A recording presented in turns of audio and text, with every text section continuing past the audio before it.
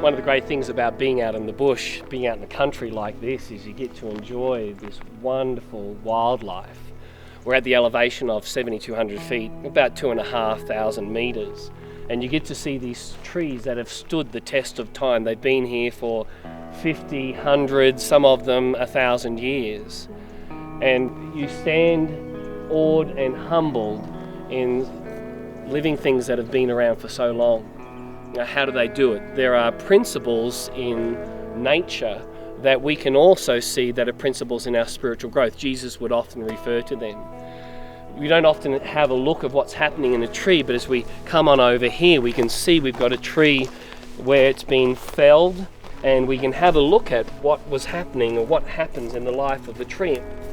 Many people know that the life of the tree or the maturity of the tree is shown by the growth rings. And so we can see as we come in closer that there's the tree from a young sapling, grew through seasons of growth, summer and winters, and each of these represent a year of its growth. And so we could count the years that this tree has been alive, and some up here, there are trees that have been here for 500 years or more. One thing we noticed, we look closely at the growth rings, is we can see that the growth is not always the same. Some years there are a long growth season, a great summer, and a lot of growth occurs for the life of the tree.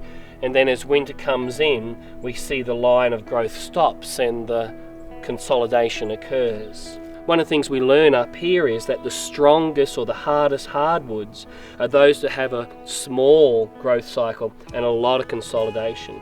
If this tree was to just continue growing and growing and growing, it would become very weak, a soft wood.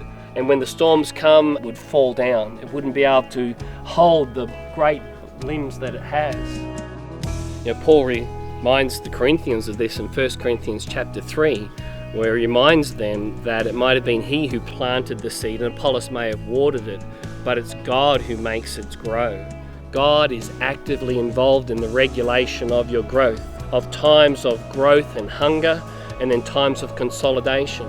Sometimes we can be disheartened because we seem to be reading His Word and growing strongly, and then we're not as passionate and we think there's something wrong. But God is wanting you to apply what you've learned into your life to make you strong, and then another season of growth and another season of consolidation.